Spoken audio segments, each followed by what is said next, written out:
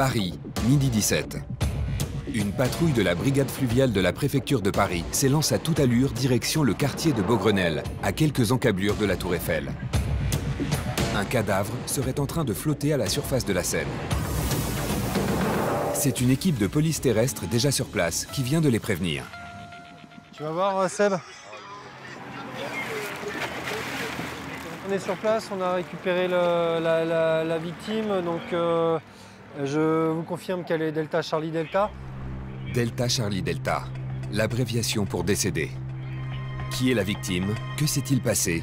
Pour l'heure, Nicolas, le chef d'équipe, ne dispose d'aucune information. Leur mission, effectuer les premières observations sur le terrain et évacuer le corps. Nico, tu veux faire quoi? Tu vas appeler la plateforme pour amener le matériel PTS? De toute façon, il est mort depuis combien de temps là? Ouais, on prend la mallette PTS, t'appelles. J'aurais besoin de la plateforme de plongée pour les photos. Vous pouvez me la faire parvenir? La mallette PTS. Il s'agit de l'équipement technique et scientifique pour pouvoir faire les premières analyses sur la dépouille de la victime.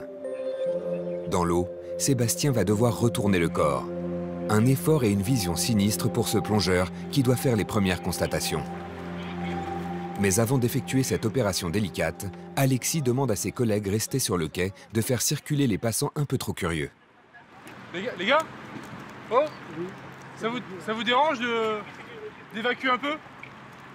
Merci, parce qu'il y a un monsieur là, puis derrière ça arrive.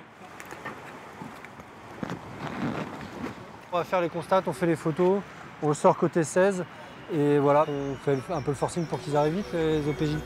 Avant de sortir le corps de l'eau, les policiers doivent à tout prix récolter les premiers éléments pour l'enquête à suivre. À cet instant, on ne sait toujours rien sur l'identité de cet homme. Quel est son âge? Quel est son nom? Comment est-il mort? Suicide, noyade accidentelle ou bien meurtre? Il reste encore de nombreux mystères à élucider. Aujourd'hui, dans l'Hexagone, 43 brigades fluviales et nautiques sillonnent fleuves, rivières, canaux et estuaires. Oui, pour l'instant, on ferme la navigation. Leur rôle, assurer la surveillance et la sécurité du réseau fluvial français. Là, j'attends l'eau qui rentre avec les vagues. Qui, avec ses 8500 km de voies navigables, est le plus vaste d'Europe. Venez avec nous. Enquête, contrôle, prévention. Juste pour info, il y a une semaine, une personne qui est noyée ici. Ces brigades représentent la loi sur tous les cours d'eau de France et de Navarre. Et la loi nous autorise à vous confisquer tout le matériel de plongée. Surveillance du trafic fluvial. Donc il vient de Braïsard où il a chargé du sable et du gravier. Lutte contre les trafics illicites, réglementation de la pêche. Vous connaissez la réglementation? 2 kilos. Et bien sûr, intervention de sauvetage aux personnes. Allez, on peut pas plus s'approcher, Seb, t'y vas. Qu'ils soient policiers ou bien gendarmes, ces hommes et ces femmes mettent tout leur courage et leur savoir-faire au service de la population. Bonjour madame, vous m'entendez? Qu'est-ce qui vous est arrivé? En immersion avec les brigades de Paris, de Strasbourg et de Martigues, Monsieur, bonjour, la gendarmerie, Martigues. nous avons pu filmer au plus près le travail de ces professionnels.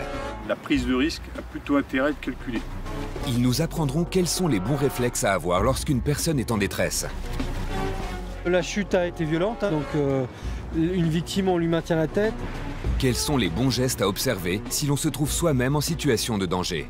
Quand on saute à l'eau comme ça, pour moi, la meilleure solution, c'est essayer de faire la planche et de se laisser aller. Entraînement. Tu pars, tu vas jusqu'au Pont-Marie, tu sautes du Pont-Marie. Intervention d'urgence. Il y a une personne à l'eau au pont de la Concorde, rive gauche. Patrouille de surveillance. Les trois, ils ratissent à fond et elle regarde. Nous avons partagé leurs doutes, On va galérer. leurs inquiétudes, Putain, ouais. mais aussi leurs petits plaisirs. Pouvoir se faire élitreiller, c'est super sympathique. Bon, beaucoup de personnes n'ont pas cette chance-là, on l'a. Et ce qui les pousse à avoir choisi de rejoindre ces brigades pas comme les autres. Je suis quand même rentrée dans la police pour essayer de rentrer à la brigade fluviale. Ils sont les anges gardiens de nos fleuves et de nos rivières. Leur mission, la protection et le respect des règles sur le réseau fluvial de France.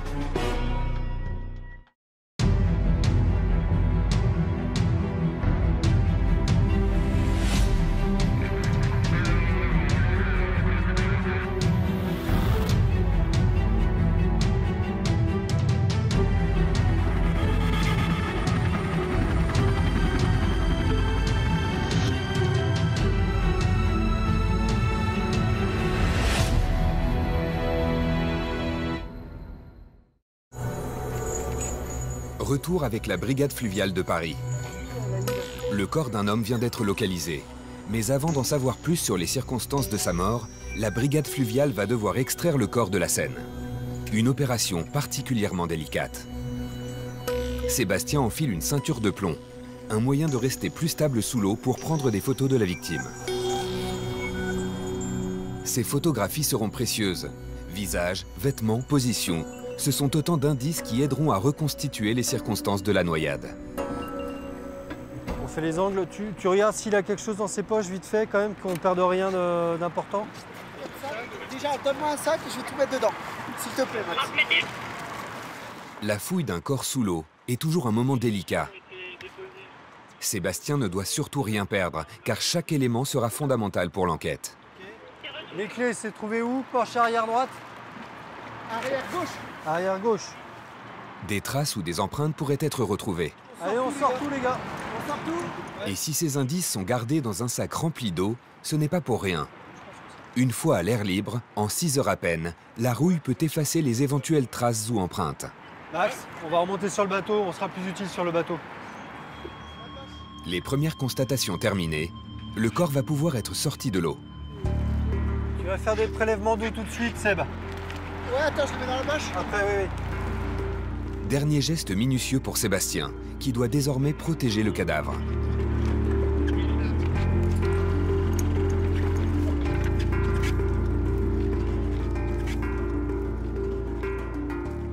Tiens, bah vas-y, c'est bon, on y va tout doucement comme ça.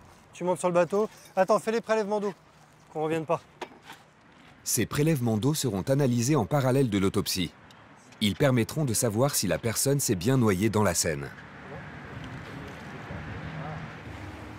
Ok, on amarre. Tu te mets en prise avant. Parce qu'il est très très lourd, donc on va galérer. Et puis on va demander de l'aide. Hein. Sur le quai d'en face, des officiers de police judiciaire attendent le corps. Ils sont venus récupérer la victime et tous les éléments nécessaires à l'enquête. C'est le plongeur qui a fait les constatations. Donc, Il était en surface, il était le dos en surface, donc il était comme ça. N'étant pas en charge de suivre les enquêtes, pour les membres de la brigade fluviale, la mission est terminée. La plupart du temps, les morts sortis des flots parisiens restent pour eux des énigmes. Cette fois-ci, selon toute vraisemblance, la victime était un SDF qui se serait noyé accidentellement.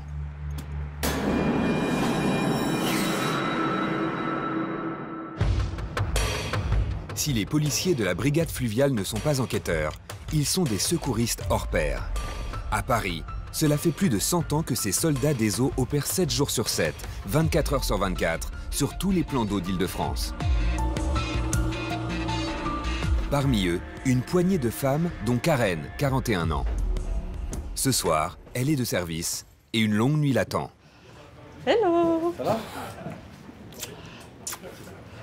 Ça va? Ça va tout le monde? Karen arpente ces couloirs depuis 17 ans. Malgré le stress et les risques de la profession, elle prend chacune de ses missions avec bonne humeur. C'est une petite idée, un mécanicien qui a fait des petites planches à droite et à gauche, et puis je lui ai demandé de faire ça, j'ai trouvé ça sympa.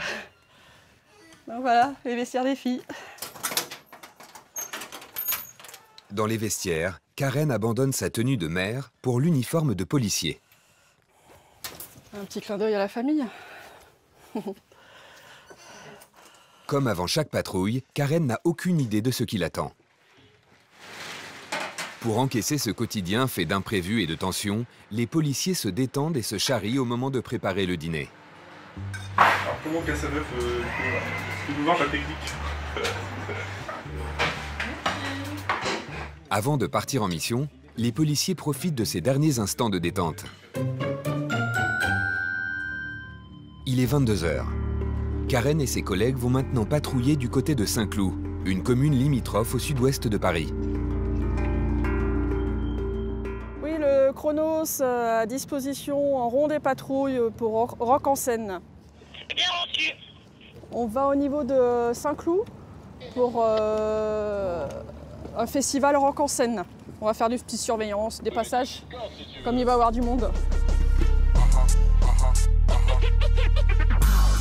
Direction le festival Rock en Seine. C'est le dernier week-end des vacances à Paris et les berges sont noires de monde. Karen et ses collègues sont à l'affût en permanence. Ils sont très nombreux et puis il fait noir. Et l'alcool, malheureusement, fait des ravages. Ils font moins attention, ils peuvent tomber plus facilement à l'eau ou alors ils font des paris entre copains, comme quoi ils peuvent traverser la Seine en pleine nuit. Et souvent, ils n'y arrivent pas, malheureusement. Et pour les trouver la nuit, c'est plus difficile. Bonsoir, monsieur. Ouais, mais c'est dangereux. Juste pour info, il y a une semaine, il y a une personne qui est noyée ici. Il y a eu une bagarre et les jeunes ont poussé un autre jeune à l'eau, mais malheureusement, il ne savait pas nager et il s'est noyé, malgré notre intervention rapide.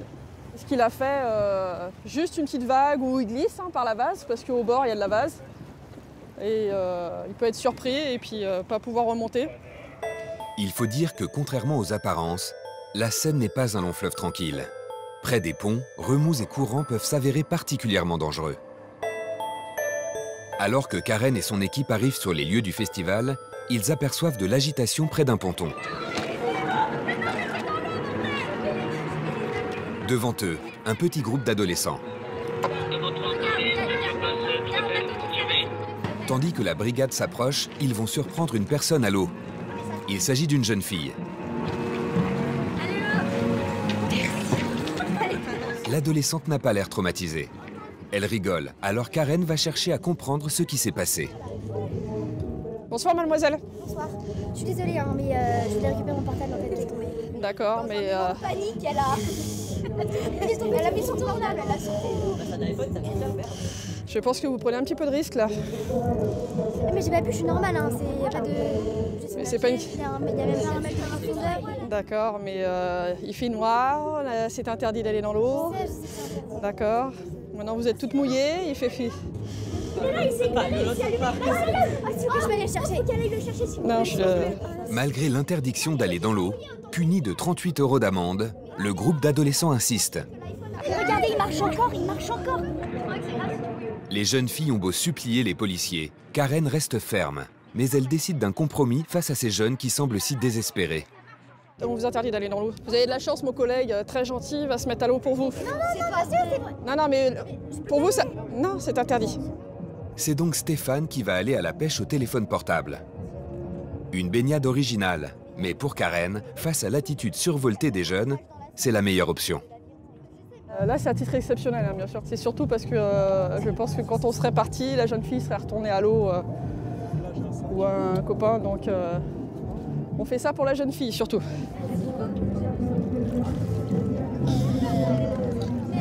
Donc ne l'allumez pas, vous touchez à rien, vous enlevez votre carte SIM, vous le mettez dans du riz, vous le laissez chez 24 à 48 heures, d'accord ?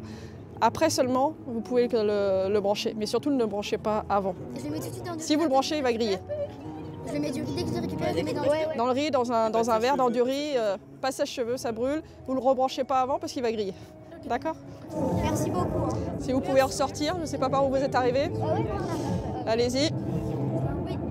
Merci beaucoup. Bonne soirée. Bonne soirée, merci. Éviter à des gens qui ne sont ni équipés ni entraînés de prendre des risques inconsidérés. C'est aussi cela la mission de la brigade fluviale. En France, les hommes et les femmes des brigades fluviales assurent une surveillance de tous les instants. Prévention, contrôle, sauvetage. Vas-y, Johan. Du nord au sud de l'Hexagone, ils interviennent à tout moment et sont toujours là quand on a besoin d'eux. Ils sont les anges gardiens de nos fleuves et de nos rivières.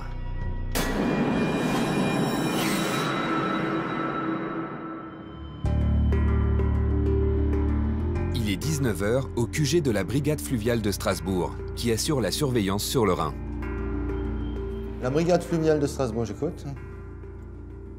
Aval de l'écluse de Gerstheim, rive droite, un bateau de plaisance en feu. Axel, on part en inter. Gerstheim, un bateau en feu. Patrice, gendarme à la brigade fluviale, doit partir en urgence pour intervenir sur un bateau en feu. Il y a peut-être des victimes, il ne faut pas perdre une minute. Accompagnés de Axel et de Sabrina, leur adjudant-chef, ils vont mener l'enquête. On part sur un incendie d'un bateau de plaisance, a priori à l'écluse de Gerstheim.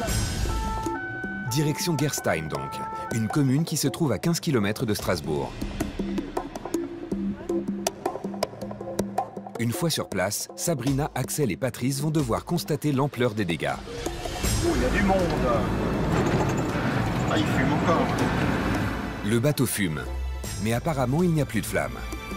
Les pompiers ont semble-t-il réussi à maîtriser l'incendie. Que s'est-il passé? Une fois sur place, la brigade fluviale se fait débriefer par une collègue. Donc il n'y a pas de blessés, rien? Non. Et apparemment, ça aurait pris feu de nature électrique, je crois, dans la salle des machines. D'accord, ouais. ok. Voilà. Et ils sont où les deux? Et ils sont dans le VSAV en haut là. Ah ok, on va aller les voir. Ouais. Heureusement, aucune victime à déplorer. Le propriétaire et un ami présent avec lui ont pu s'échapper avant que l'incendie ne se propage. Les victimes sont deux Suisses. Le propriétaire du bateau, c'est le monsieur avec le polo rose et la moustache. Il était tranquillement dans son bateau avec son ami lorsque l'incendie s'est déclenché.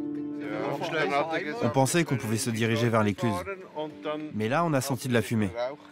Alors on a ouvert. Et là, en bas, tout est sorti. Et ensuite, on est reparti aussi vite que possible. D'après le propriétaire, l'incendie proviendrait d'un souci électrique.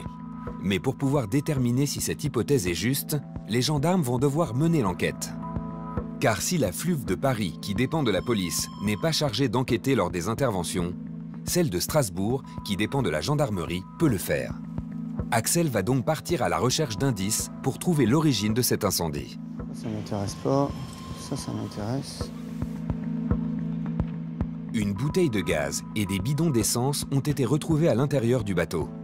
Pour Axel, tous ces éléments sont importants. Les bidons d'essence ou de gasoil, ainsi que la bonbonne de gaz, ça peut me servir après au niveau de l'enquête lorsque je vais auditionner les propriétaires du bateau. Ce qu'ils pourront me dire sur ces bidons qu'ils ont à l'intérieur. Après, je ne sais pas du tout, on va voir comment ça... Apparemment, ça sera un problème électrique, donc on va voir. On attend de voir que je puisse accéder d'un peu plus près au bateau. Vu l'état du bateau, on ne devrait pas avoir de papier de disponible. Effectivement, il ne reste plus rien du bateau. Tout a été brûlé. Oh, mes affaires. Tout est fichu. Plus de papier, très peu d'indices. Pour Axel, l'enquête s'annonce compliquée. Est-ce que je peux me rapprocher sur le ponton? Axel est méfiant. Messieurs, bonsoir. Car cet incendie peut très bien avoir été volontaire. En effet, c'est pas très joli. Des fraudes à l'assurance, les gendarmes en voient souvent. Alors pour éclaircir l'incident, il va devoir collecter le moindre indice utile à l'investigation.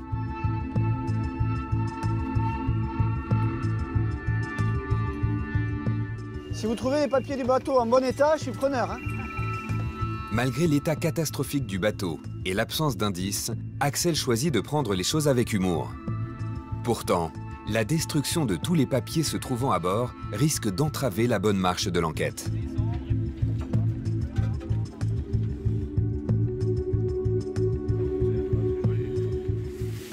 À bord, est-ce que vous avez trouvé des extincteurs?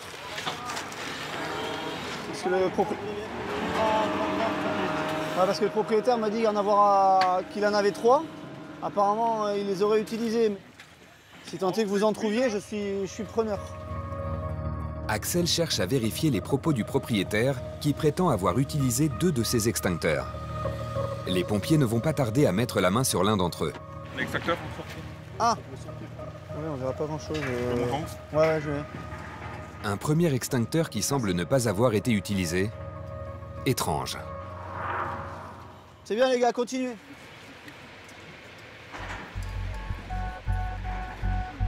Il y a l'autre extincteur juste au niveau de sa lampe là, à gauche de sa lampe là. Juste à gauche de sa lampe, et apparemment il y a un extincteur là. Ouais, ça ouais. Ouais, s'il est là, c'est qu'ils n'ont pas utilisé. Hein. D'après ce qu'ils nous ont dit, ils auraient utilisé les extincteurs. Il a dit en avoir 3 à bord. Malheureusement, il y en a déjà 2 qu'on retrouve accrochés à leur emplacement. Alors, si pendant le feu, il a eu le temps de les remettre, c'est bien, mais je ne crois pas trop en cette hypothèse-là. Plutôt qu'il ne les aurait pas utilisés. Bon, après, on va voir. On va leur redemander qu'est-ce qu'il en est. Si c'est un problème électrique, comme ils le mentionnent dans leur première parole, on verra après l'enquête qu'est-ce qui va nous sortir de voilà, 3e extincteur. Sébastien, regarde voir au niveau du plancher là quelque part. Très bien, mais il est encore accroché celui-là aussi. Ouais. Les 3 accrochés, bon. Ouais. Au final, les pompiers vont retrouver les 3 extincteurs, mais aucun n'a été utilisé. Pour Axel, cette affaire est de plus en plus bizarre. Il naviguait au moment où ça a pris feu? Oui, ça a fait une épaisse fumée tout de suite, noire, et donc ils sont sortis. Je pense pas en savoir plus sur ça. Hein. Fais gaffe de pas te brûler. Hein. Comme c'est une couche qui est plastique dessus, j'en saurais pas plus en fait. Si Axel est intrigué, pour Sabrina, la chef de brigade, la présence des 2 hommes à bord du bateau au moment des faits semble invalider l'hypothèse d'un incendie volontaire pour tenter de frauder l'assurance. Elle privilégie donc la version des témoins. Il s'agit probablement d'un incendie accidentel. Et les 2 personnes étaient à bord, donc ça peut être... le monsieur disait peut-être d'origine électrique, mais ça, bon, c'est l'expert qui le dira par la suite. Jusque tard dans la nuit, les pompiers vont continuer de sécuriser la zone et s'assurer qu'il n'y a aucun risque qu'un nouvel incendie se déclenche. Finalement, l'enquête mettra le propriétaire hors de cause et révélera qu'il s'agissait bien d'un incident d'origine électrique. Je suis désolée, il n'y a pas de blessés, c'est ça qui est important. Vous êtes là, c'est l'essentiel. Merci beaucoup. Au revoir. Au revoir. Allez, tchuss. Dans cette affaire, la procédure de la brigade fluviale sera malgré tout transmise au parquet qui rendra ensuite sa décision.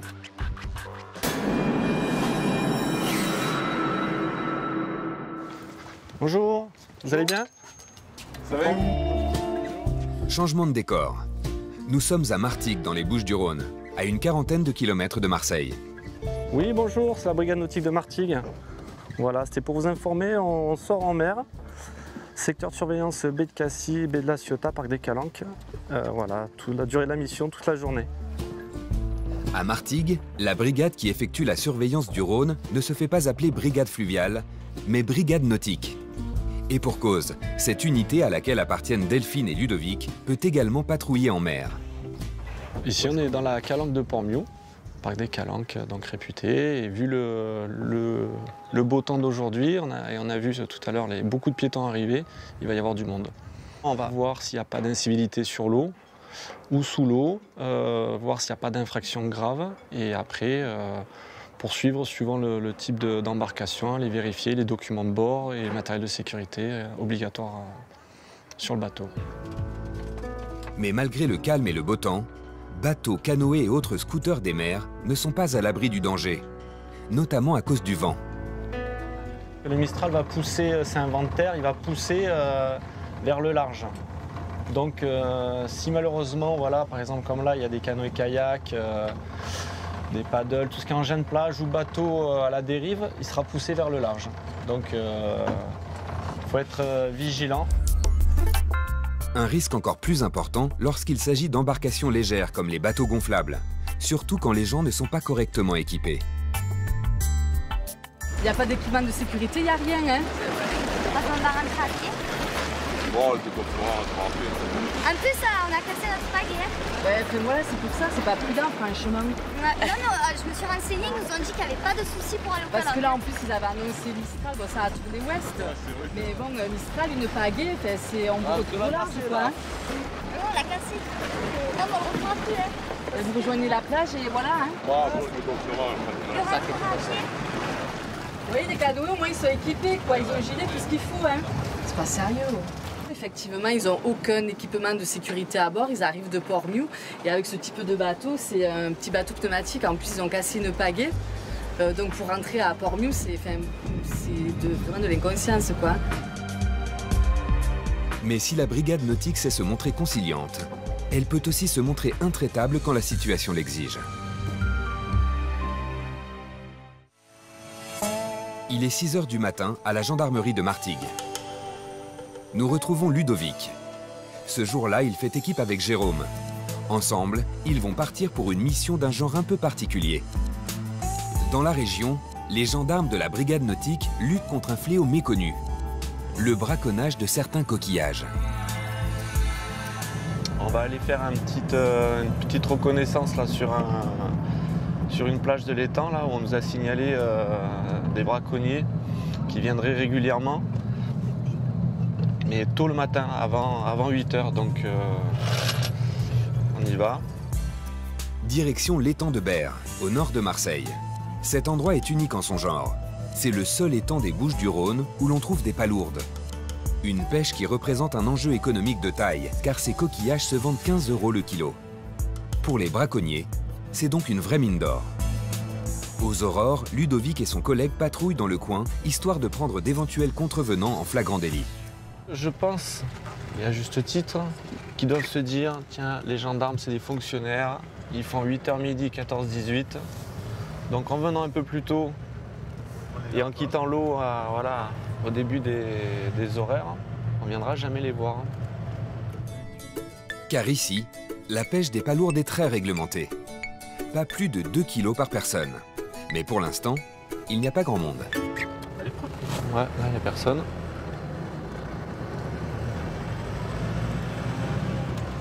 On ne gagne pas tous les coups. Hein. Pendant près d'1 heure, Ludovic et Jérôme vont sillonner les lieux. Mais l'étang est immense et il n'y a toujours pas l'ombre d'un pêcheur. Il n'y a même pas un bateau de pêche. Mais il en faut plus pour décourager nos 2 gendarmes. Il y a des sites inaccessibles en voiture où peut-être ils peuvent aller ramasser sans crainte. Et voire pire, ils peuvent nous déceler sans pour autant que nous on les voit, ou trop tardivement.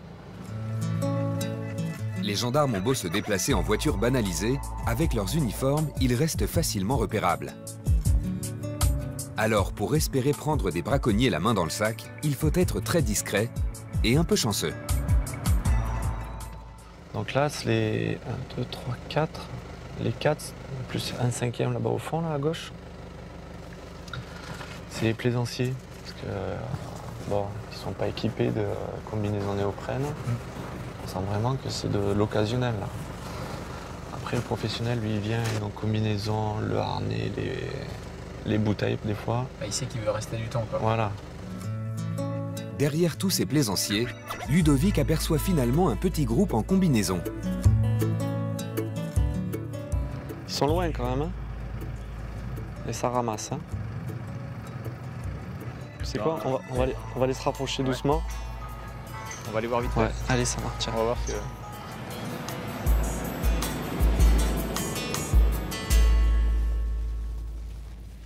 Ludovic et Jérôme passent par derrière. Ils veulent prendre le groupe par surprise. Attends, viens, reste, reviens. Avant d'intervenir, Ludovic préfère les espionner de loin. Ouais. Faut attendre qu'ils ressortent.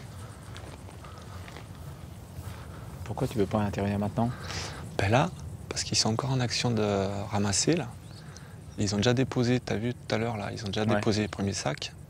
Donc en fait, on va attendre qu'ils finissent, et comme ça, on aura le poids total de leur pêche. Si les gendarmes se font repérer, leur intervention tombera à l'eau. Ludovic et Jérôme doivent donc rester le plus discret possible. Surtout que parmi le groupe, une personne a l'air de faire le guet. Les 3, ils ratissent à fond, et elle regarde. Elle regarde encore. Elle chauffe. Ouais, elle chauffe, là. Chouffer, c'est surveiller dans leur jargon. À une centaine de mètres d'eux, pour l'instant, le groupe ne s'aperçoit de rien. Maintenant, on n'a plus qu'à patienter. Cette partie de cache-cache va durer un bon moment.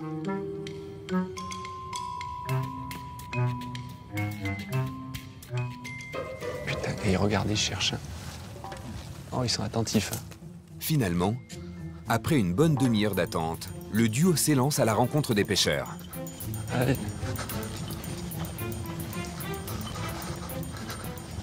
Bonjour. Vous connaissez la réglementation? 2 kilos. 2 kilos. Et là, à vue de nez? Combien? 1 kilo. 1 kilo, d'accord. Non? Non. Et vous? Il y a plus? Et vous le savez qu'il y en a plus? Non. Si, vous le savez. Non. Si, vous le savez. Il ne s'agit pas de grands braconniers, mais seulement d'une famille. Malgré tout, pour Ludovic, ils ont déjà ramassé beaucoup trop de coquillages. Et il tient à faire respecter la réglementation. Donc là, concrètement, il y en a combien là? Soulevez, à vue de nez, là, rien que celui-là déjà. Là, il y a 5 kilos. 5 kilos? Et vous faites quoi comme métier? Moi? Oui. Je suis invalide. Si là, il y a 5 kilos, Je sais pas, un peu à vue d'œil, je sais pas. Non mais soulevez. Vous avez des packs de lait chez vous ou pas, non? Ça pèse 2 fois un pack de lait. Ouh. Ça y est? Là, il y a plus de 10 kilos, là. Ah, puis elle est petite, là, c'est abusé, ça. Sans compter, tac, tac, tac, Ça. tac. Regardez la taille. C'est les coquilles vides, ça, monsieur. Ça, c'est pas coquille vide, ça. Car la loi interdit non seulement de pêcher plus de 2 kilos de coquillages par personne, mais elle interdit aussi de ramasser les petites palourdes de moins de 3 cm, impropres à la consommation. Alors pour Ludovic, l'infraction est évidente. Tout sera remis à l'eau. Et la loi nous autorise à vous confisquer tout le matériel de plongée. Ah oui, oui. Le contrevenant risque également jusqu'à 2 500 € d'amende. Cela peut sembler énorme pour une simple histoire de pêche au coquillage. Mais il faut savoir que ce braconnage nuit énormément aux professionnels de la pêche. Sans parler des conséquences écologiques que cette pêche illégale peut avoir sur l'écosystème. Les gendarmes choisissent donc de ne pas en rester là.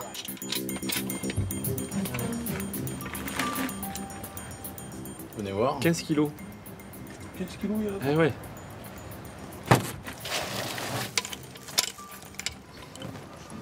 Donc là, on a 5 kilos. 5 plus 15, 20 kilos. 20 kilos de palourdes. On est très largement au-dessus de ce qu'autorise la loi.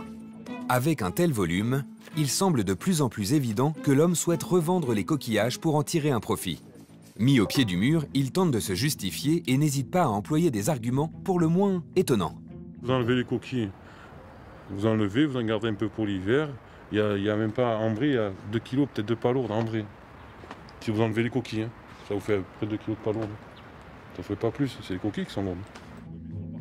La mauvaise foi évidente de ce monsieur irrite les gendarmes. Mais l'homme n'a peur de rien, et il a plus d'une excuse dans son sac. La femme est handicapée, elle fait de l'anémie, elle a besoin de palourdes, ils le disent dans le régime. Des dérogations médicales? Non. Vous me suivez? Ah, bien sûr. Ses excuses sont si peu convaincantes que Ludovic décide de l'auditionner. Les palourdes, elles, seront remises à l'eau. Finalement, le contrevenant s'en tire avec un rappel à la loi. Pas d'amende donc, mais tout de même un avertissement donné par le procureur.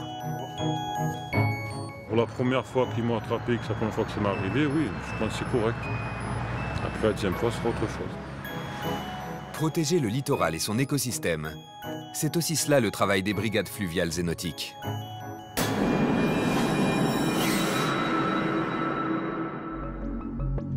Retour à Paris avec les policiers de la brigade fluviale de la Seine.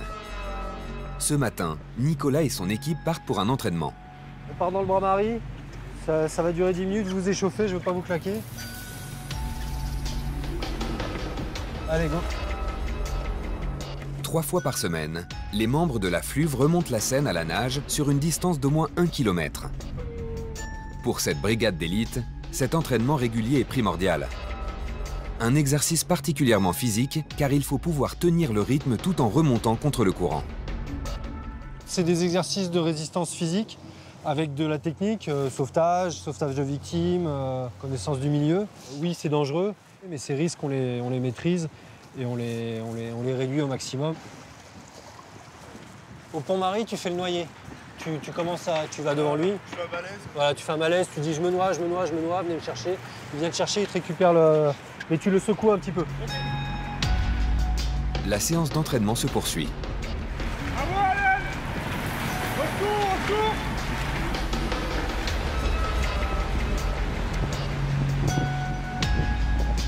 Avec des gestes précis, Sébastien maintient la tête de la victime hors de l'eau. Mais l'exercice est loin d'être terminé, car pour compliquer la mission, Nicolas s'éloigne exprès.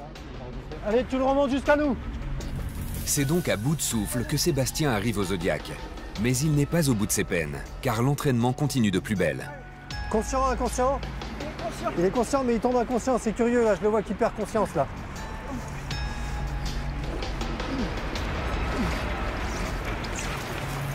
Allez, donne-le-moi. Tac. Alors, quand tu tiens les deux boules, je tourne la boule. 1, 2, 3. Cette fois, la simulation se poursuit jusque dans le bateau. 1, 2, 3.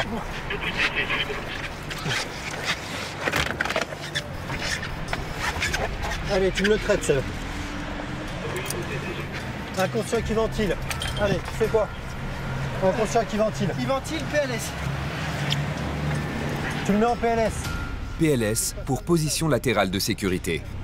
Pour une victime qui ventile, c'est-à-dire qui respire, cette position est censée aider à dégager les voies respiratoires.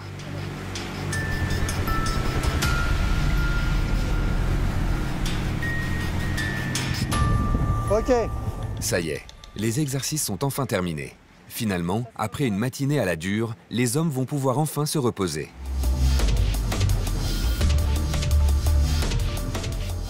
Allez, on a marre. Vous allez prendre votre douche, on reconditionne le matos. Mais pour les hommes de la Fluve, le repos ne sera que de courte durée. Car l'après-midi même, ils devront repartir pour de vraies interventions cette fois.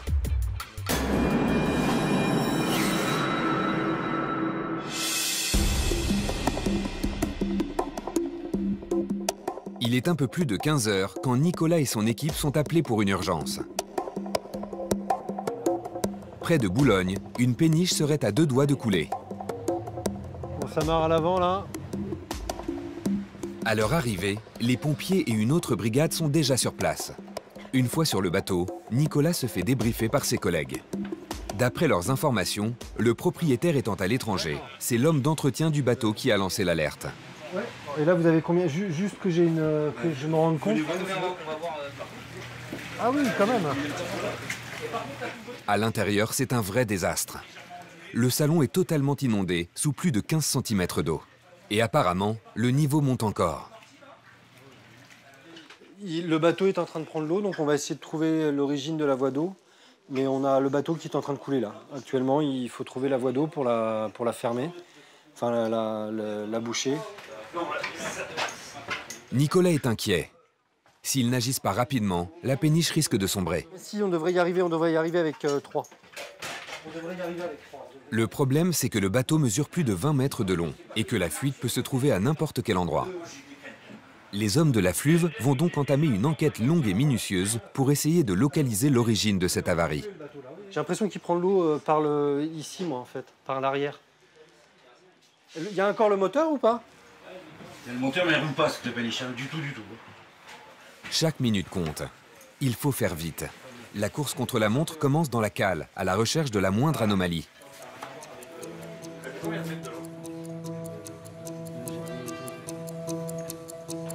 Aucune avarie notable au niveau de la salle des machines. Ok, bon, on va aller voir. Je vais aller voir à l'extérieur. Le temps presse. Nicolas décide donc de mobiliser tous ses hommes. Ils vont plonger pour tenter de localiser la fuite au niveau de la coque. Ce que je veux, c'est que tu me trouves des orifices sur lesquels le bateau aurait pu, dans lequel il pourrait prendre l'eau, en fait. D'accord? Tu me fais tout ce côté de la coque. C'est Alexis qui s'élance le premier. Mais il va vite se rendre compte de la complexité de sa mission. L'eau est trouble, le bateau est immense. Résultat, autant chercher une aiguille dans une botte de foin. Qu'est-ce que t'as trouvé, toi? Rien? D'accord. Parce que le temps presse, un deuxième plongeur est envoyé en reconnaissance. Puis un troisième. Finalement, l'un d'eux croit avoir trouvé quelque chose. Un trou situé dans la coque, à l'avant du bateau. Non? Ah bon, bah, je sais pas qui c'est. Tiens, file-moi du linge que t'as là en dessous. Enfin, pas une couette, un linge, c'est un drap ou un truc comme ça. Tiens. On a trouvé un orifice en dessous de la ligne de flottaison et on veut voir si l'eau rentre par là, en fait. Donc en mettant le linge, on va voir s'il est aspiré. S'il y a une succion, on pourra dire que l'eau rentre, en fait. C'est pas plus que ça, il tient pas. Il tient pas. Bon. Donc c'est l'aspiration qui vient pas de là. Non, t'as raison. Mauvaise pioche. Ce trou ne semble pas être à l'origine de l'inondation. Cela fait maintenant près d'une heure que les hommes de la brigade fluviale sont sur place. Le temps presse. Finalement, Alexis localise un autre trou dans la coque. Là, j'entends l'eau qui rentre avec les vagues. Ouais, c'est en train de rentrer, c'est là. Oh, là, tu entends l'eau qui rentre. Parce que là, il y a un trou. Il y a une sortie ou une entrée, je sais pas. Ce trou se situe au niveau des toilettes. Enfin une piste sérieuse. L'enquête touche à sa fin. En fait, l'origine, c'est le refoulement des toilettes qui a dû être abîmé, le coude qui permet de faire l'évacuation. Donc là, on prenait l'eau, on prenait l'eau, on prenait l'eau, on prenait l'eau. À chaque fois qu'il y a un petit peu de pression, par exemple, dès qu'il y a un bateau qui passe, alors là, on entend là. Dès qu'il y a un peu de pression, hop, ça rentre, et puis voilà.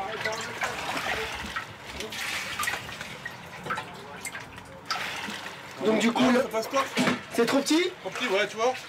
Trop petit, toi. Là, ça fait 5. Il faut du 8, voire 10. Ouais, ça marche. Non. Donc là, on est en train d'essayer de mettre une pinoche. Donc une pinoche, ça a une forme conique pour boucher le trou depuis l'extérieur pour arrêter cette arrivée d'eau. Et on entend encore. Le trou est maintenant bouché.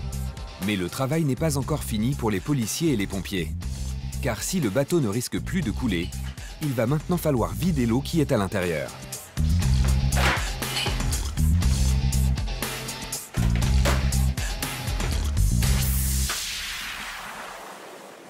Là maintenant, on va attendre de vider complètement le bateau, d'être sûr qu'il n'y a plus d'eau à l'intérieur des cales, à l'intérieur du bateau.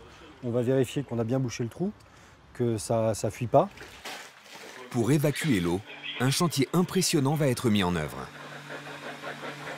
Après avoir démonté le parquet, il faut installer une pompe et des dizaines de mètres de tuyaux.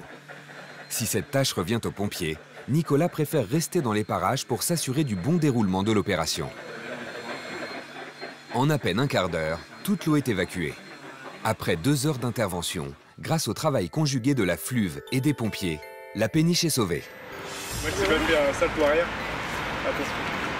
Attention. Mission accomplie. Nicolas et son équipe peuvent quitter les lieux, soulagés et satisfaits.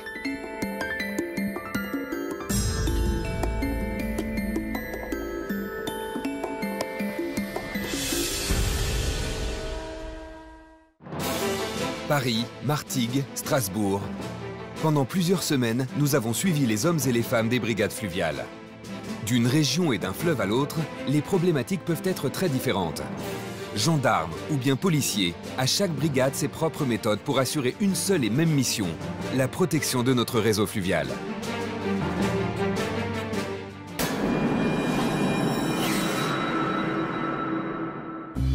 Retour sur les quais de la Seine.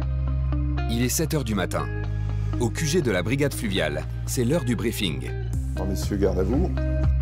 Ce matin, Karen et son équipe vont devoir mener une mission délicate. Bon, vous vérifiez vos bateaux et après, il y en a un qui s'occupe du véhicule pour faire la check. Bon, messieurs, à vos services. Pour l'instant, il y a une mission qui est prévue, qui a déjà démarré depuis un certain laps de temps. Donc une mission de recherche d'une arme, apparemment, du côté du pont de la Tournelle. Karen, Farid et Tristan vont mener l'enquête. Leur mission, retrouver une arme à feu qui a été utilisée dans le cadre d'une affaire criminelle. Une recherche qui aura lieu sous le pont Marie, à quelques encablures de la cathédrale Notre-Dame. Donc c'est une arme de poing de petit calibre, semblable au modèle Mélior. Et la photo, je vais vous montrer, c'est un 7,65. Il y a eu un crime et on suppose que la personne, ils ont suivi son parcours, il a traversé les ponts. On suppose juste qu'il l'aurait jeté avant son interpellation. Voilà. Parce qu'il ne l'avait pas au moment de l'interpellation. Mais c'est vraiment juste une supposition parce qu'il a traversé les ponts. Il est passé de l'île à l'autre côté, donc il s'en serait débarrassé. Donc nous, pour fermer les portes pour les OPJ, on fait les recherches. Donc si on trouve, tant mieux. Si on ne trouve pas, eux, ils continuent leur enquête de leur côté. En France, la Fluve de Paris, tout comme celle de Bordeaux et de Lyon, sont les 3 seules brigades à être sous l'autorité de la police. À ce titre, elles sont habilitées à assister la police judiciaire dans le cadre d'affaires criminelles. Avis à la navigation de la brigade fluviale. La brigade fluviale se situe au niveau du Bras-Marie, Pont-Marie en rive gauche pour une plongée de recherche criminelle, plongée recherche criminelle. Pour effectuer des recherches d'indices en milieu subaquatique, la brigade fluviale dispose de techniques particulièrement bien rodées. Donc là, si on regarde le plan, les collègues, tout ce qui est quadrillé, ça a déjà été fait. Nous, il nous reste cette petite partie là à faire, qui est pile derrière vous. Le dispositif, c'est des gueuses avec des bouts. C'est pour former une zone de recherche, un rectangle, un carré. C'est pour quadriller la zone de recherche. La gueuse, c'est ce morceau d'acier très lourd qui ressemble un peu à un mini-rail. Les 4 gueuses, qui pèsent 20 kg chacune, sont reliées les unes aux autres par un cordage qu'on appelle un boot. Un autre boot relie chaque plongeur à la chef d'équipe restée sur le bateau. Comme ils n'ont pas de visibilité au fond, déjà ça leur permet de se diriger. Et deuxièmement, moi, si je vois qu'il se passe quelque chose en surface, une urgence, il suffit juste, je donne des à-coups et ils remontent. Ça permet également de donner des ordres quand on prévoit à l'avance pour aller à droite ou pour aller à gauche, un coup ou 2 coups. C'est la ligne de vie. Pendant que Karen assure la surveillance, sous l'eau, les plongeurs effectuent un véritable travail de fourmi. Dans leur périmètre de recherche, au milieu des cailloux, des coquillages et de la vase, les policiers ont affaire à toutes sortes d'objets. Une vieille mobilette, une chaussure, une coupe de champagne et même une boîte aux lettres. Mais toujours aucune trace de l'arme du crime.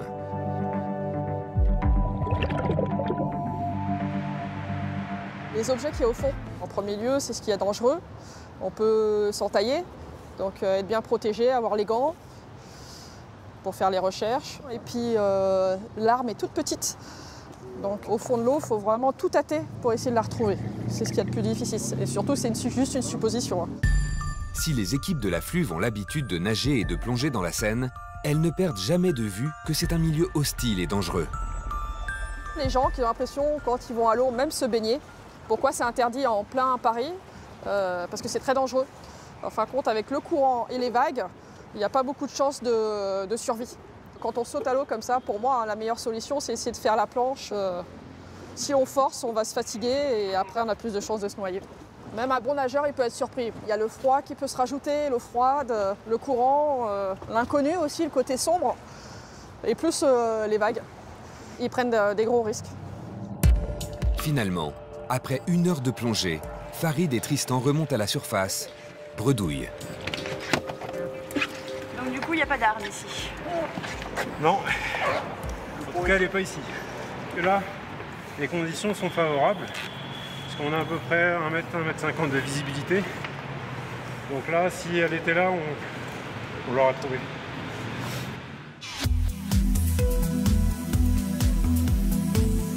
À Paris, les agents de la brigade fluviale ont des journées intenses. Prise de risque, efforts physiques, psychologiques, conditions climatiques, il faut avoir le cœur bien accroché. Mais ce quotidien, Karen en rêvait, et elle n'en changerait pour rien au monde. À la base, je suis quand même rentrée dans la police pour essayer de rentrer à la brigade fluviale. Ma passion, j'étais nageuse, et puis mon père était un ancien de la brigade fluviale, mais un mécanicien. Et c'est lui qui m'a dit, vas-y, tente ta chance. Et puis ça a fonctionné, donc tant mieux pour moi, et ça fait bientôt 17 ans. Créée en 1900, la FLUV de Paris fut la première brigade fluviale à voir le jour en France. À la fois enquêteurs, plongeurs, pilotes et secouristes, la polyvalence des hommes et des femmes des brigades fluviales en fait une des brigades de police les plus singulières de l'Hexagone.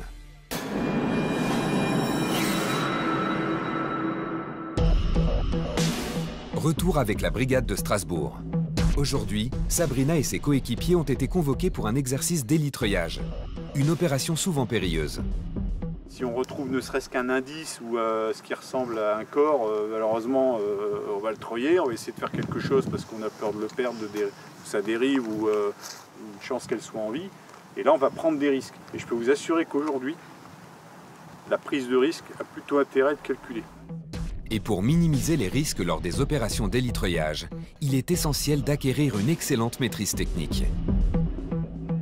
On serait attaché à l'interface PG. Donc l'interface en elle-même sera accrochée sur le treuil, comme ceci. À partir du moment où je l'ai mis sur le treuil, vous n'avez plus à y toucher. Pour certains membres de la brigade fluviale présents ce jour-là, cet exercice est une première. Le formateur doit donc se montrer le plus rassurant possible. Si à ce moment-là, vous avez pris peur, vous êtes tétanisé ou autre, ça arrive, hein, c'est déjà arrivé. Il ne faut pas hésiter à dire stop, on est qu'en entraînement. On n'est pas là pour se faire mal. Donc si ça ne va pas, vous me le dites. Si c'est bon pour vous, bah, c'est parti. Quand vous êtes à environ 3 mètres du sol, pensez à faire le signe. Vous écartez les deux bras. Moi, c'est pour avoir des repères. Je sais que vous êtes à 3 mètres du sol environ, bah, là, ça sera du bateau, pour pouvoir vous poser délicatement. Si je vous fais un signe de croix, ça veut dire que bah, on a un souci. Donc nous, on le traite à notre niveau. Sabrina, qui est en retrait du groupe, n'a pas l'habitude des élitreuillages. En cas de pas de treuil, tu dis tu nous poses et tu poses là, enfin vous posez l'appareil derrière. C'est ça. Nous on se détache ou pas? On attend. On va se coucher. On se détache ou pas? Non, tu touches là. Le problème c'est que si vous vous détachez, vous allez avoir tendance à partir. C'est l'instinct de survie. Ouais. Vous allez détacher, vous allez voir la machine arriver comme ça. Quand on évoque une panne du treuil, elle n'emmène pas large. Putain, ouais. Le brief est terminé. Place à la mise en pratique. Permission de monter à bord, capitaine. Pendant que le reste de l'équipe va dans l'hélicoptère avec les instructeurs, Axel et 2 autres membres de la brigade vont les rejoindre en bateau sur le lieu de l'exercice. Ça nous permet à la fois de travailler, de rester tout le temps au courant des techniques et de revenir à chaque fois sur le point de sécurité. Tandis que l'hélicoptère se profile au loin, dans la cabine du bateau, Eric, le pilote, doit effectuer des manœuvres d'une grande précision. Alors, la difficulté de l'instruction d'aujourd'hui, ça va être de pouvoir bien se coordonner avec l'hélicoptère de la gendarmerie pour être en complète harmonie et qu'on puisse recueillir et déposer des personnels en toute sécurité. L'hélitreuillage va bientôt commencer.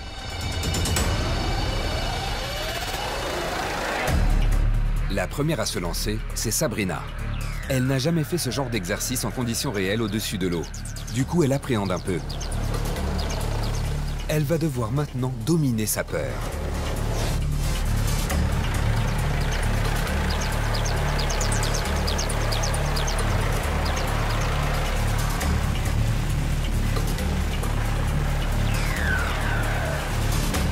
Mission accomplie.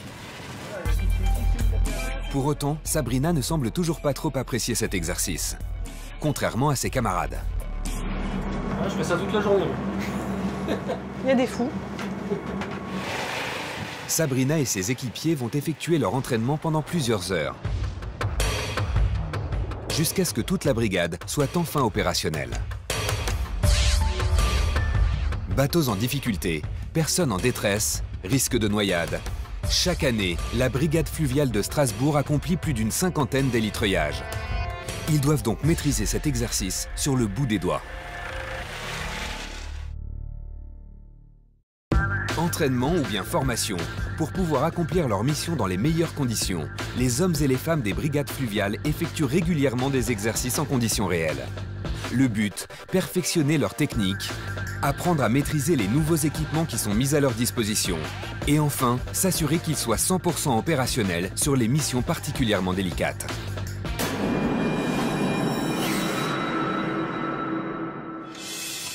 Bien, on est parti. Allez, on y va. Aujourd'hui, les policiers de la brigade fluviale de Paris partent pour un exercice. Nicolas et son équipe vont s'entraîner à sauver une victime qui a sauté d'un pont. Ok les gars, exercice de sauvetage à personne suite à une chute d'un pont ou une personne suicidaire d'un pont. On partira du pont d'Austerlitz, la victime, Nathalie, sautera du pont d'Austerlitz. Donc tu fais attention, rappelle-toi que tu as presque 12 mètres de hauteur, donc tu rentres bien dans l'eau, tu fais bien attention à ta rentrée dans l'eau, d'accord? Pour éviter que ce soit un vrai sauvetage.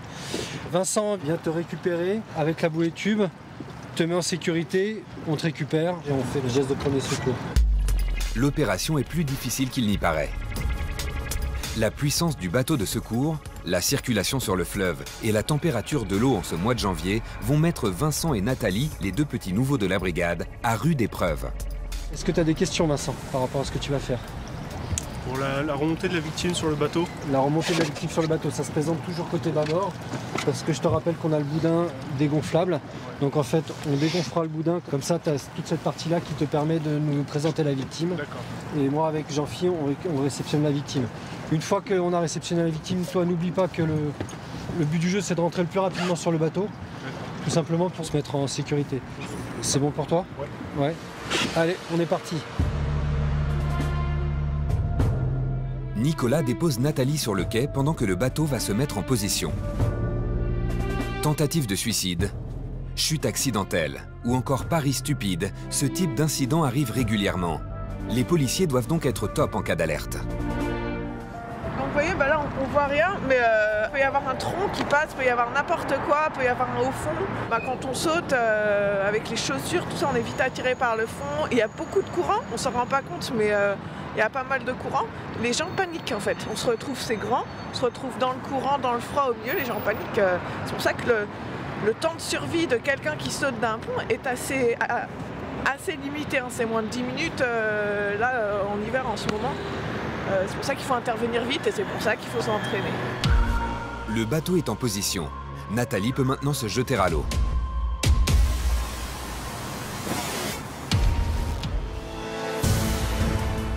En cas d'accident réel, grâce à la puissance de leur bateau, les membres de la FLUV peuvent intervenir en moins de 10 minutes sur un périmètre de 15 km.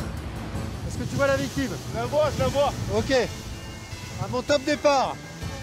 C'est bon. Après avoir plongé, le sauveteur doit d'abord établir un contact verbal avec la victime. Ça va aller? En fonction de sa réponse ou bien de son silence, il peut établir un premier diagnostic concernant son niveau de conscience et donc mieux évaluer la gravité de la situation. Comment vous vous sentez? Vous avez froid? Pendant que le sauveteur sécurise la victime avec la bouée, il lui parle pour la rassurer. Le bateau va venir nous chercher. Au même moment, le bateau de secours fait une manœuvre appelée hippodrome pour venir se replacer face au courant et aux victimes. Il s'agit de faire un tour complet le plus rapidement possible. Pendant que le pilote effectue cette manœuvre délicate, le chef d'équipe et le secouriste doivent dégonfler le boudin afin de permettre de hisser la victime sur le bateau sans provoquer de traumatisme. Attends 2 secondes, attends, passe celui-là d'abord, Le bateau de secours peut atteindre 90 km/h. À cette vitesse, la moindre erreur de pilotage, et c'est l'accident. C'est bon pour moi. Il ne reste plus maintenant qu'à hisser la victime sur le bateau. Madame, vous allez bien? Oui, ça va. J'ai un peu froid. Vous avez froid, on va s'occuper de vous. On va préparer une couverture de survie. En plein hiver, l'hypothermie est le danger numéro 1. La priorité, c'est donc de réchauffer la victime. Ensuite, les policiers de la FLUV vont établir son bilan de santé et pratiquer des gestes de secours adaptés. La victime est comment? Elle est consciente, elle respire, okay. Elle ventile. Donc là, il faut un maintien-tête parce que la chute a été violente. Hein. Il y a 12 mètres de haut quand même, donc une victime, on lui maintient la tête. On placerait un collet cervical dans la suite. On va la questionner sur si elle est consciente, pourquoi elle s'est retrouvée dans l'eau. Est-ce qu'elle a été poussée? Est-ce qu'elle a sauté de son plein gré? On va voir si elle a consommé de l'alcool, des stupéfiants. Il est particulièrement important de vérifier les circonstances de l'accident et en particulier si la victime a été poussée dans l'eau. Dans ce cas, Nicolas et ses hommes, qui sont policiers et donc habilités à mener des enquêtes, mettront tout en œuvre pour interpeller le coupable.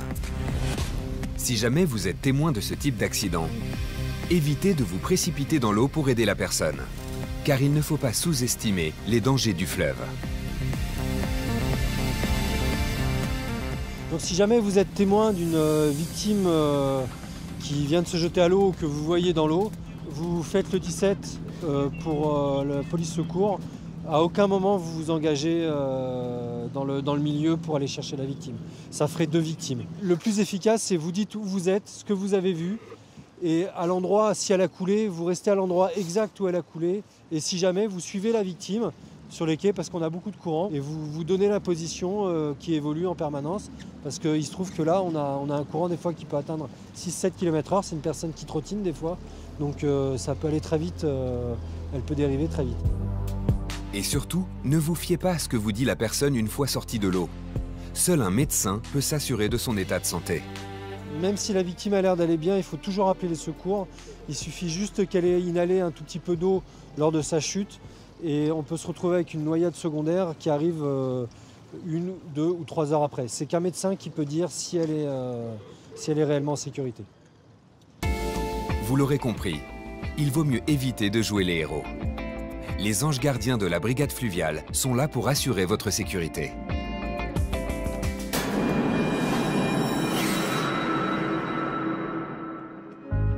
QG de la brigade fluviale de Paris, sur le quai Saint-Bernard. Les policiers viennent d'être appelés pour une intervention de secours. 2 témoins auraient vu un homme à l'eau en train de lutter contre le courant à l'autre bout de la ville, près d'Issy-les-Moulineaux dans le sud-ouest de Paris. Est-il encore en vie ou bien s'est-il noyé? Il n'y a pas une minute à perdre. Plusieurs patrouilles remontent la Seine à toute allure. À 90 km/h, elles peuvent traverser Paris en moins de 7 minutes. Mais une fois sur les lieux, il est malheureusement trop tard. Plus personne en surface. L'hypothèse de la noyade se précise. D'après les témoins, l'individu recherché serait un homme noir d'une trentaine d'années. Les pompiers et d'autres policiers sont déjà sur place à la recherche de l'individu.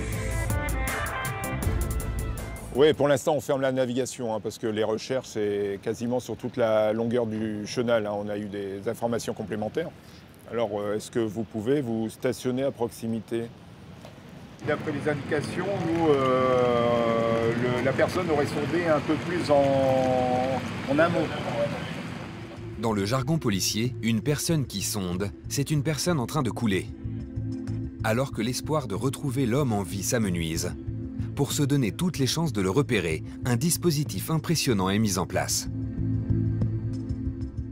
Les recherches ont été étendues, ils ont débuté un peu plus côté rive droite, ils ont été étendus suite à des nouvelles informations des collègues terrestres et ils ont placé des plongeurs un peu plus, quasiment sur toute la largeur de la Seine.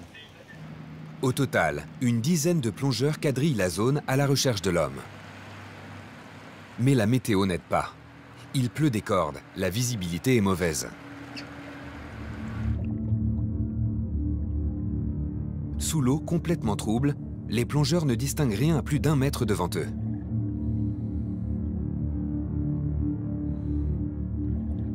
Pour optimiser leur temps de recherche, ils sont entraînés à économiser l'air de leur bouteille. Généralement, on essaie de faire le plus longtemps possible au bénéfice de la personne. De toute façon, on est limité par l'autonomie des blocs de plongée. C'est entre 1 heure et 1 heure et demie, eu égard à la profondeur et puis à la consommation qui est propre à chaque plongeur. En fin de journée, malgré les efforts mis en œuvre, impossible de retrouver la victime. Et sans corps, pas d'enquête possible. La brigade fluviale décide donc d'employer les grands moyens. Place à la technologie, avec l'appareil qui se trouve dans ce grand étui noir. À l'intérieur se trouve un sonar, un engin capable de détecter les objets sous l'eau à une distance de 5 mètres. À ce stade des opérations, il est l'unique espoir de retrouver le corps. Oui, vous avez remonté tous vos plongeurs, c'est pour savoir, pour débuter la recherche par sonar. Le sonar, on va le mettre à une profondeur sur le côté du bateau, à une profondeur d'environ 1 mètre par rapport à la quille du bateau. Et on va faire des allers-retours sur le site de recherche. Ça va nous permettre d'essayer de localiser la personne qui a éventuellement sondé. Le sonar, c'est cet appareil jaune. Grâce à lui, les policiers vont recevoir en temps réel des images sous-marines. Malheureusement, la nuit commence à tomber et le travail de recherche devient de plus en plus compliqué. L'appareil envoie et reçoit des signaux qui, une fois analysés, permettent de modéliser la scène et, a priori, de déceler le moindre objet suspect. Là, par exemple, on commence à voir des choses, un peu de quelque chose de cylindrique. Là, on voit aussi quelque chose. À l'aide de cet appareil high-tech, Joël et ses équipiers vont ratisser la zone de noyade. C'est un travail minutieux pour les policiers. Que ce soit pour celui qu'on appelle le sonariste, qui doit rester concentré, les yeux rivés sur l'écran, mais aussi pour le pilote, qui doit manœuvrer de façon habile. Il doit avoir une trajectoire la plus rectiligne possible pour éviter de faire onduler l'image. Et surtout aussi une vitesse constante et pas trop élevée. C'est-à-dire le sonar, là par exemple, il fonctionne à l'optimum un petit peu en dessous de 6 km/h. Mais encore une fois, aucun signe du corps de la victime. La nuit est tombée. Les recherches doivent s'interrompre. Ouais, c'est affirmatif, ouais, ça fait à peu près 3/4 d'heure. Donc moi, recherche négative, j'attends tes instructions. Ouais, on va lever le dispositif à son couverture. Les recherches reprendront le lendemain. Le sort de l'enquête en dépend. Si la brigade ne trouve rien, l'histoire de cet homme disparu risque de ne jamais être éclaircie.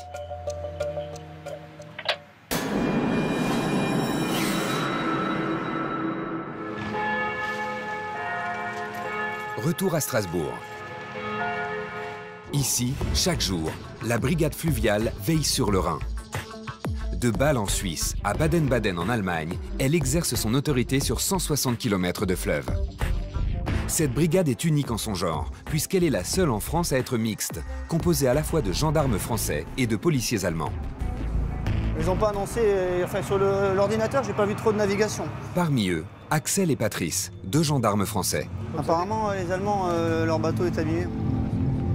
Aujourd'hui, ils partent en mission de surveillance. Tu as repéré un bateau? Le Rhin est le fleuve le plus fréquenté d'Europe. Pour veiller à la sécurité des lieux, les gendarmes effectuent chaque jour des contrôles de routine sur des bateaux français ou bien étrangers.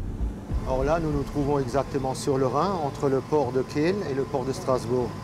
Donc sur la rive droite, c'est l'Allemagne, et sur la rive gauche, c'est la France. Pour optimiser leur contrôle, à bord de leur navette, les gendarmes disposent d'un logiciel spécial. Là, ça nous permet de visionner carrément directement les bateaux qui sont sur le Rhin. Sachant que la partie blanche, c'est la partie entre guillemets navigable, en toute sécurité, parce que plus on s'approche du bord, plus on risque de toucher. Surtout en ce moment que le Rhin est très bas. Et ce matin, c'est cette péniche longue de 180 mètres qui attire leur attention. Péniche commerciale, immatriculation Hambourg, longueur 180 mètres. Le niveau du fleuve étant très bas, la longueur ainsi que le poids de cet énorme bateau peuvent présenter des problèmes de navigation. Il faut donc s'assurer que la cargaison ne dépasse pas les limites autorisées. Axel et Patrice vont monter à bord pour vérifier si tout est en règle. Gut, vas-y.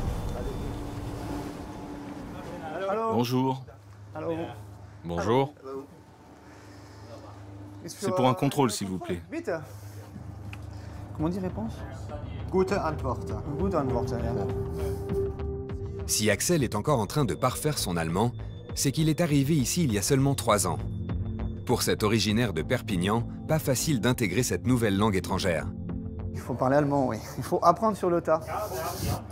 Moi, je ne parlais pas un mot allemand, à part les mots courants, Ich liebe dich ou Guten Tag, Auf Wiedersehen. Mais du coup, à force de pratiquer avec mes collègues allemands, je suis bien obligé de me faire à la langue. Mais bon, pour travailler, j'ai envie de dire des petites bases et quelques notions qui me suffisent à me débrouiller et à pouvoir faire un contrôle tout seul en tout cas. Premier contrôle sans accroc. Axel et Patrice retournent sur leur navette. Et ici, sur le Rhin, il est interdit d'arrêter les bateaux pour ne pas gêner la circulation. Contrôle, surveillance. Il n'a rien à faire ici, celui-là. Chaque jour, la brigade fluviale de Strasbourg veille au respect du code maritime. Mais si Axel a rejoint cette unité, c'est pour un tout autre genre de mission. Car ce gendarme est avant tout plongeur. C'est pour ça qu'il est venu à Strasbourg il y a 3 ans. La brigade fluviale en cherchait un.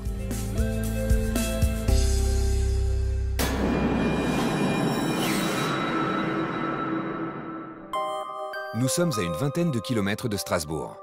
Ce matin, Sabrina et d'autres gendarmes doivent repêcher des voitures volées et abandonnées dans le Rhin. C'est Eric, le capitaine, qui coordonne l'opération. Bon, merci à tous d'être venus. Donc, comme vous savez, il y a 2 voitures qui ont été repérées dans le Grand Canal de l'Alsace. Donc on aimerait bien les sortir ce matin. C'est des véhicules qui ont été volés dans le limite entre le Haut-Rhin et le Bas-Rhin. Donc actuellement, il y a une enquête en cours pour essayer d'identifier les auteurs. On soupçonne qu'il y ait un des véhicules qui ait chargé le coffre-fort et qu'il s'en soit débarrassé avant de mettre le véhicule dans l'eau. C'est parti. C'est une opération d'envergure qui nécessite une organisation sans faille. Nous retrouvons Axel. C'est lui qui plongera le premier. Là, j'ai mes blocs qui sont gonflés à 200 bars, comme c'est prévu. Ensuite, je monte, donc du coup, j'ai monté un détendeur de secours, que ce soit pour moi ou pour un collègue, si tant est qu'on ait un souci d'air sous l'eau. Si à première vue, l'intervention n'a pas l'air risquée, sous l'eau, le moindre problème technique peut se transformer en catastrophe. Alors les plongeurs doivent prendre toutes les précautions. Ici, le Rhin n'est pas très profond, mais l'eau n'est pas claire, une complication de plus pour les plongeurs. Dès qu'on arrive au fond, aux alentours des 8 mètres, généralement on n'a pas beaucoup de visie puisque beaucoup d'automoteurs passent, ils remuent et toutes les particules, comme il y a beaucoup de vases au fond, les particules se mettent en suspension et donc du coup ça nous gâche la visibilité. La mission est délicate. Plus d'une dizaine d'hommes sont mobilisés. On y va! La première équipe à se mettre à l'eau va se concentrer sur le coffre-fort. Comme prévu, la visibilité n'est pas bonne. Pourtant, très vite, les plongeurs réussissent à localiser le coffre. On peut localiser les plongeurs grâce aux bulles. Donc ils sont à peu près à 10 mètres du bord, à la verticale. Et le coffre-fort en question, il a glissé jusqu'au fond. Et là, ils sont en train de l'arrimer avec un bout. Mais très vite, l'équipe de plongeurs va déchanter. Axel a du mal à attacher le fameux coffre. Il n'y a aucune prise ni relief pour l'agripper. Avec une corde, il fait plusieurs tours pour essayer de le bloquer. Mais quand les plongeurs croient avoir trouvé la solution, la corde se relâche. Ce qui semblait être un jeu d'enfant prend des allures de casse-tête. Le problème, c'est qu'on n'arrive pas bien à l'attacher. C'est pas comme une voiture, on peut facilement y apposer un crochet. Là, c'est pas évident, ça risque de ripper. Après de nombreuses tentatives, Axel abandonne la corde. À coups de baramine, il fracture le coffre-fort. Son idée, faire un trou pour y fixer directement le crochet relié au câble de la dépanneuse. Apparemment là, c'est bien parti. Cette fois-ci, après plus de 30 minutes de manipulation, le coffre est enfin sorti des flots. Ouais, il n'est pas trop gros encore. Les gendarmes vont maintenant pouvoir l'inspecter. Attention, des fois que le câble il lâche.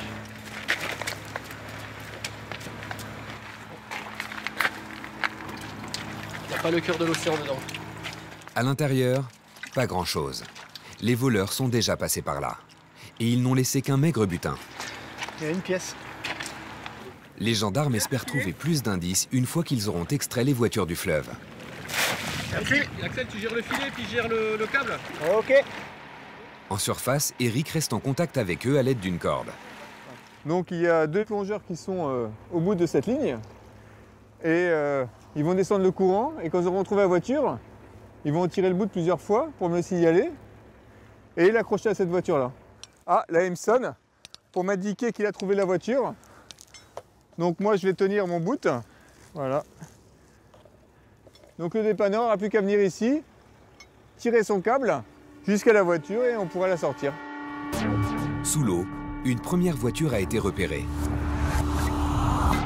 Avant d'installer le crochet de la dépanneuse, les plongeurs déroulent le filet. Un outil important, car pour eux, c'est un moyen d'empêcher les éventuels objets situés dans la voiture de tomber lors de la remontée du véhicule. Rémi remonte et on remonte la voiture après. Ouais. La remontée du véhicule doit être effectuée avec toutes les précautions d'usage afin de préserver tout indice se trouvant à l'intérieur de la voiture. Ce qui est intéressant quand on sort un véhicule de l'eau, c'est pas juste de le sortir. En fait, c'est essayer de préserver tous les indices qui peuvent se trouver à l'intérieur de ce véhicule-là. C'est ce qui va pouvoir nous aider à commencer une enquête et éventuellement d'aller jusqu'à identifier les auteurs. Certaines preuves matérielles, notamment avec la science, sont toujours identifiables et vont toujours pouvoir remonter sur quelque chose. Hier on ne pouvait pas, demain on pourra peut-être le faire un peu plus profondément. Donc là on protège tout. Ah, là, on peut voir un poisson, malheureusement il ne parle pas, il ne pourra pas nous dire ce qu'il a vu. Faute de témoins, il faut chercher les moindres indices sur la voiture. D'après les gendarmes, elle a dû rester dans l'eau 3 mois maximum. Elle n'a plus de plaque d'immatriculation. Pour Eric, elle a dû servir à un cambriolage. Donc là, c'est un véhicule de gros cylindrée, pratique pour charger, par exemple, des coffres forts, comme celui qui a été trouvé tout à l'heure. Pendant qu'une partie de l'équipe effectue les constatations, sous l'eau, les plongeurs s'attaquent au deuxième véhicule. Mais cette fois, les manipulations sont plus délicates. La voiture est à l'envers. Impossible d'y fixer le filet. la dépanneuse va devoir sortir la voiture telle qu'elle, quitte à compromettre d'éventuels indices.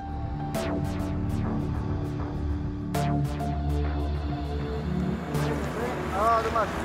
Avec un peu plus d'inertie, ça peut le faire.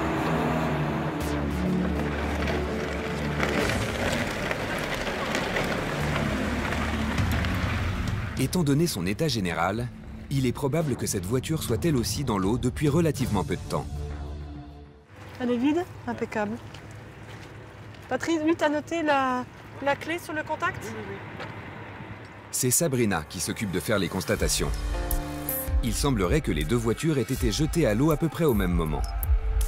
À l'avant, les gendarmes ne trouvent qu'une besace contenant les papiers du véhicule qui a été volé.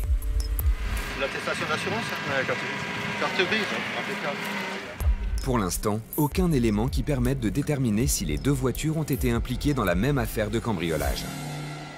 Mais alors que les gendarmes fouillent l'arrière du véhicule, ils trouvent deux indices qui vont peut-être s'avérer décisifs. Car ces objets n'appartiennent manifestement pas au propriétaire du véhicule volé. Donc là, on a découvert dans le véhicule un couteau et donc des documents administratifs. Donc on les retire et puis on va les expertiser pour voir d'où ça peut provenir, d'un crime ou d'un délit, on ne sait pas. Grâce à la brigade fluviale, les enquêteurs découvriront plus tard que ces deux véhicules ont bien servi au même cambriolage.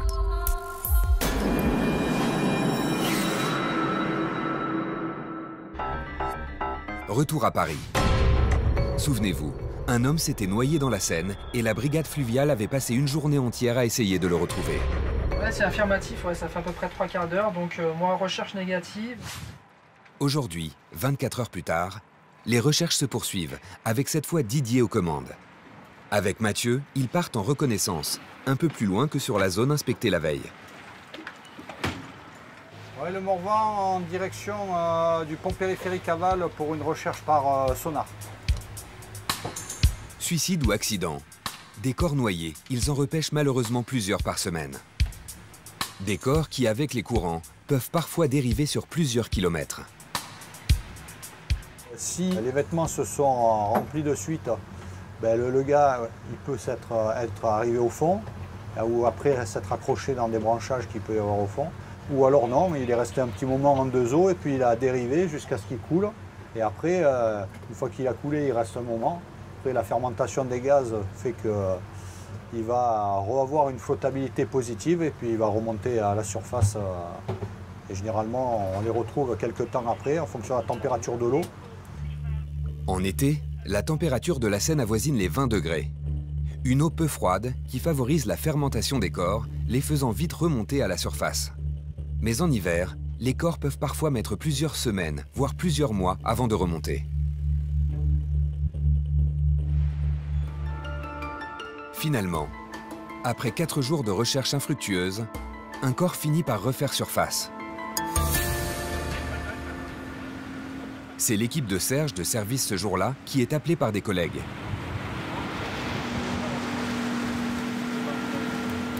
Une autre patrouille a repêché un cadavre en face de l'île Saint-Germain, près de Boulogne.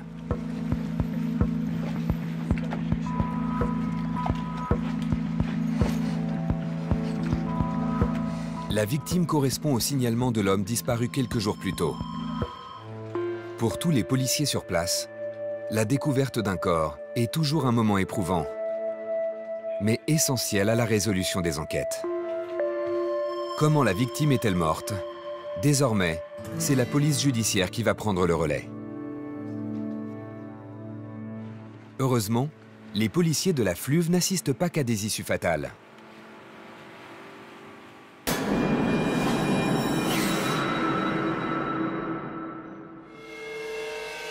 « 19h. Nous retrouvons Karen et son équipe en plein centre de Paris. Ils viennent d'être appelés par les propriétaires d'une péniche restaurant. Apparemment, une femme aurait été vue à l'eau près du quai Branly, juste à côté de la Tour Eiffel. Il faut faire vite, chaque seconde compte. Alexis est déjà prêt à faire le grand saut. En moins d'1 minute, l'équipe de Karen arrive sur les lieux. Mais subitement, la tension redescend. L'équipe de la brigade fluviale vient d'apprendre que juste avant son arrivée, des témoins ont réussi à repêcher la victime à l'aide d'une bouée de sauvetage. si vous voyez un sac dans les environs, un sac rouge. On va descendre, on arrive. Ouais, il a dérivé à mon avis un peu. Attention, ça va secouer. Attends, d'accord. Elle voyait qu'elle n'arrivait pas à couler, donc ce que j'ai dit aux collègues, elle s'est foutue en position pour s'assurer. D'après les différents témoignages, la femme aurait tenté de se suicider. Elle est encore sous le choc. Les pompiers arrivés sur place vont tenter de comprendre ce qui s'est passé. Madame, vous m'entendez? Qu'est-ce qui vous est arrivé? Vous qui avez sauté ou vous êtes tombé? Vous qui avez sauté? D'un signe de la tête, la femme confirme bien qu'elle a voulu mettre fin à ses jours. Pour l'instant, pas le temps de s'attarder sur ses motivations, la priorité est de la prendre en charge. Couverture de survie, prise de tension. Les pompiers effectuent un premier examen rapide sous l'œil préoccupé de Karen. Le sauvetage d'un suicidaire est toujours un cas à part. Si à présent, la victime semble être physiquement hors de danger, les pompiers vont l'évacuer pour des examens plus poussés et surtout pour assurer un suivi psychologique. Avant de partir, Karen tient à en savoir plus au sujet de l'accident, car pour elle et son équipe, le travail n'est pas encore terminé. Là, on attend la destination de l'hôpital et, si possible, l'identité de la personne. Pour l'instant, elle ne nous l'a pas avoué et puis son sac a disparu. Pendant que Karen supervise la fin de l'intervention, la victime est conduite à l'hôpital par les SP à Pompidou. Maxime, son collègue, part en reconnaissance à la recherche du sac de la jeune femme. Malgré plusieurs allers-retours, il ne le retrouvera pas. Mission terminée pour la Fluve.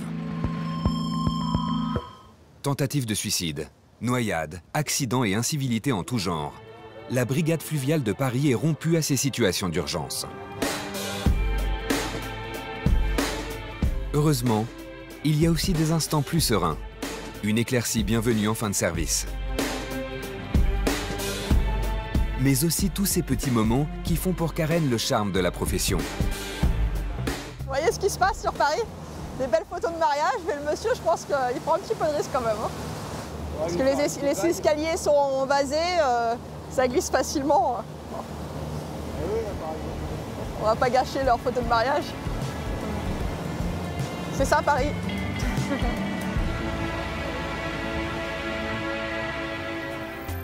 Paris, Strasbourg, Martigues, 3 brigades, 3 univers, des méthodes et des missions souvent très différentes.